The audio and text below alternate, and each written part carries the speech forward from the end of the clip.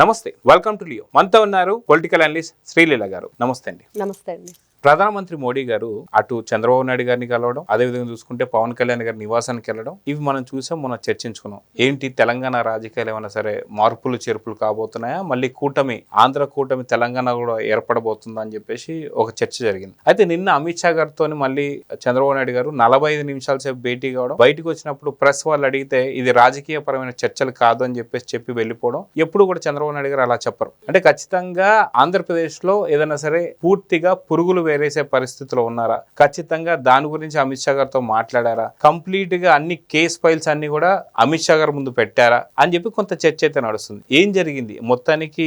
అటు మోడీ గారితో భేటీ, అమిత్ షా గారితో భేటీని ఎలా చూడాలి? అంటే దుష్ట శిక్షణ, శిష్ట రక్షణ జరగబోతుందా? అంతే కదండి. ఈ రోజున ఆంధ్రప్రదేశ్లో 2019 నుంచి 24 వరకు ఈ రోజున అందరూ కూడా మాట్లాడుకునేది దాని గురించే. ఎందుకు అప్పుడు ఆ 5 సంవత్సరాల ప్రత్యేకత ఏంటి అంటే ఏముండిద్ది? అసలు ఏమీ ఉండదు.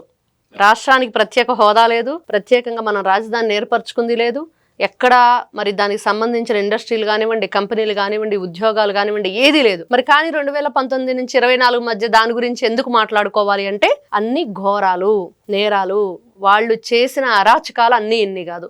మరి అన్ని చేసి వాళ్ళని శిక్షించట్లేదు ఈ రోజున కూటమి ప్రభుత్వం.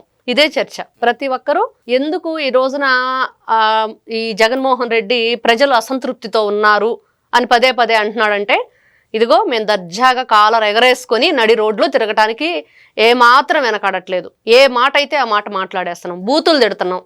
మరి చూసాం కదా అంబటి రాంబాబుని, రోజాని, వీళ్ళందరినీ ఇప్పటికి కూడా వాళ్ళ బూతుల ప్రవచనాలు వింటూనే ఉన్నాం మనం. ఏంటి ఆ ధైర్యం? ఏం చూసుకొని అంటే మమ్మల్ని టచ్ చేస్తే మీ సీట్లు చినిగిపోతాయి అనే మాటలు ఆవిడ మాట్లాడుతుందంటే ఎవరు చీటి ఎవరు చింపుతారు, ఏం జరుగుతుంది అనే దాని మీద నిజంగా నిన్న నారా చంద్రబాబు నాయుడు గారు మరి అమిత్ షా గారితో భేటీ అయింది. ఏంటి, ఏం చర్చించుకున్నారు? ఇంతవరకు ఇంత రాజకీయ చరిత్రలో బాబు గారు ఈ విధంగా మాట్లాడటం మనం ఎప్పుడు చూడలేదు, వినలేదు ఎప్పుడు కూడా. సో ఇలా వైఎస్ వివేకానంద రెడ్డి గారి హత్య కేసు కావచ్చు, అదే విధంగా చూసుకుంటే పెద్ద దస్తగిరికి సంబంధించిన కేసులు కావచ్చు, అలా చాలా పలు కేసులు అన్ని కూడా చాలా పెండింగ్ లో ఉన్నాయి. అదే విధంగా తిరుమలకు సంబంధించినటువంటి ఒక నెయ్యి కేసు కావచ్చు, వీటన్నిటికీ కూడా కొలిక్కి రాబోతున్నట్టుగా 100% మద్యం కేసులో చూసుకుంటే, మద్యం ఏదైతే కల్తీ మద్యం కేసులో దాదాపు 30,000 మంది చనిపోవడం, లక్షలాది మంది కిడ్నీలు, లివర్లు ఫెయిల్ అవ్వడం, ఇవన్నీ చూస్తూనే ఇప్పటికీ కూడా ఆ బాధిత హాస్పిటల్ చుట్టూ తిరుగుతూనే ఉన్నారు.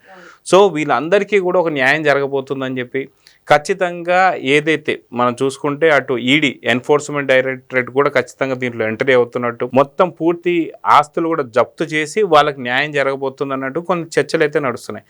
అంటే ఇక్కడ పెట్టుబడులు అభివృద్ధే కాకుండా అక్కడ సంబంధించినటువంటి ఒక వారందరికీ కూడా న్యాయం జరగబోతుంది. సో జగన్మోహన్ రెడ్డితో బాధపడ్డ వాళ్ళందరూ కూడా అటు తల్లి చెల్లికి కూడా న్యాయం చేయబోతారని చెప్పి కొంత సమాచారం అవుతుంది. మీరేమంటారు? ఇక్కడ నిజంగా గతంలో మనం మాట్లాడుకున్నాం ఈ విషయం గురించి. రాజకేశ్ రెడ్డి ఆస్తులు కానివ్వండి, ఇంకా కొంతమంది ఆస్తులు ఈడీ అటాచ్ చేసింది అనగానే ఫస్ట్ అవి ఎవరికి రికవరీ చేయాలా, అవన్నీ తీసుకెళ్ళి అంటే ఈ బాధితులు ఎవరైతే ఉన్నారో వాళ్ళ కుటుంబాలకు ఇవ్వండి, వాళ్ళకు రీఫండ్ చేయండి. వాళ్ళ జీవితాలు పూర్తిగా వీళ్ళు చిదిమేశారు. వాళ్ళ ప్రాణాలని, వాళ్ళ ఇంటి యజమానుల ప్రాణాలని మనం తీసి ఇవ్వలేకపోయినా మరి ఆ పిల్లల జీవితాలకు వెలుగునైతే ఇవ్వగల శక్తి ఈ రోజున వీళ్ళు చేసే పనికుండిద్ది. కాబట్టి వీళ్ళ ఆస్తులు జప్తు చేయటం, అది వాళ్ళ అవసరాలకు ఉపయోగించడం అనేది ఇక్కడ కీలకమైన మలుపు తీసుకునిద్ది. ఈ రోజున ఏ కూటమి ఏర్పడినా ఎవరు రేపు 2029లో మరి మళ్ళీ అధికారంలోకి వస్తాం మేమే అని చెప్తున్నా కొన్ని కీలకమైన అంశాలు వీటి మీదే ఆధారపడి ఉన్నాయి. మరి అదే ఈ రోజున ప్రజలు ఎవరైతే ఈ రోజున ఇంకా ఇబ్బందులకు గురవుతున్నాం, వీళ్ళ వల్ల మేము నష్టపోయిన దానికి ఎప్పుడు మాకు దాన్ని భర్తీ చేస్తారంటే ఈ విధంగా చేయాలి. ఒక్కొక్కరి గుండెల్లో రైళ్లు పరిగెత్తించాలి. ఖచ్చితంగా ఈ రోజున ఏ ధైర్యంతో అయితే మమ్మల్ని ఎవరు ఏం చెయ్యలేరని తప్పు చేసి అవినీతి పనులు చేసి ఈ రోజున నీతులు మాట్లాడుతున్నారో వాళ్ళ చెంప పగలగొట్టాలి. నిజంగానే యోగి ఆదిత్యనాథ్ ట్రీట్మెంటే వీళ్ళందరికీ కరెక్ట్. ఈ రోజున ఈ అరాచకాలు మనం చూస్తే ఫాస్టర్ని చూసాం, అంతకుముందు ఒక ముస్లిం అతన్ని చూసాం. ఇలా చెప్పుకుంటూ వెళితే వైఎస్ఆర్సీపీ పార్టీలో ఎంపీలు, ఎమ్మెల్యేలు, ఎమ్మెల్సీలు కూడా మహిళల పట్ల నీచంగా ప్రవర్తించి ఇంకా జుగుప్సాకరమైన ఆ వీడియో కాల్స్ కూడా మనం చూసాం. ఇంత ఘోరాలు నేరాలు చేసిన వీళ్ళు ఈ రోజున దర్జాగా మళ్ళీ మీడియా ముందుకొచ్చి ఏదో మేము శ్రీరామచంద్రులం, సత్యహరిశ్చంద్రులం, సంఘ సంస్కర్తలం, మేము అవినీతి పరులం కాదు అన్నట్లుగా కూటమి ప్రభుత్వాన్ని ఏలెత్తి చూపిస్తున్నారు. చూడండి, మరి వాళ్ళని ఎందుకు వదిలిపెట్టాలి, ఎలా వదిలిపెట్టాలి? అంటే మీరు అన్నట్టు ఖచ్చితంగా రోజా ఆ యొక్క మీడియా ఛానల్లో మాట్లాడుతూ నేనే కాదు ఖచ్చితంగా కొడాలి నాని ఖచ్చితంగా ఏదైతే ఇళ్ల పట్టాలకు సంబంధించి జగనన్న భూములకు సంబంధించి తను అక్రమాలు చేశాడు. అదేవిధంగా బియ్యంకి సంబంధించిన మాఫియాలో పేర్ని నాని కావచ్చు, అదేవిధంగా చూసుకుంటే కొడాలి నాని, ప్రతి ఒక్క పేర్లు చెప్పుకుంటూ మేము అందరం చేసాం. కానీ మమ్మల్ని వల్లభనేని వంశీ కావచ్చు, కానీ మమ్మల్ని ఎవరు కూడా అరెస్ట్ చేయలేరు, ఎందుకంటే మమ్మల్ని అరెస్ట్ చేసే దమ్ము ధైర్యం లేదు అన్నట్టు మాట్లాడుతూ తను రెచ్చగొట్టే వ్యాఖ్యలు చేస్తూ వస్తుంది. సో ఖచ్చితంగా వీటన్నిటికీ అంటే ఆడుదాం ఆంధ్ర దగ్గర నుంచి అటు ద్వారంపూడి చంద్రశేఖర్ సంబంధించి బియ్యం మాఫియా దాకా అందరికీ కూడా చెక్ పడబోతుంది అతి తొందరలో అంటే ఏం చెప్తారు? ఖచ్చితంగా అండి. భూమన కరుణాకర్ రెడ్డి మరి ఆయన చేసిన ఘోరాలు చూసాం తిరుమల తిరుపతి దేవస్థానం సాక్షిగా. మరి వాళ్ళ కొడుకు మొన్న మరి బుల్లెట్ బండి సౌండ్ కి ఆయన గుండెల్లో దడ మొదలైంది కాబట్టి రావడానికి వీల్లేదు. అంటే వీళ్ళు చేసిన పొల్యూట్ కన్నా ఎక్కువ పొల్యూషన్ వచ్చిద్దా రాష్ట్రంలో? ఎంత బీభత్సాన్ని సృష్టించారు వీళ్ళు, ఎంత నరకయాతన చూపించారు ప్రజలకి, ఎంత భయంకరమైన ప్రకృతి విరుద్ధమైన పనులు చేశారు.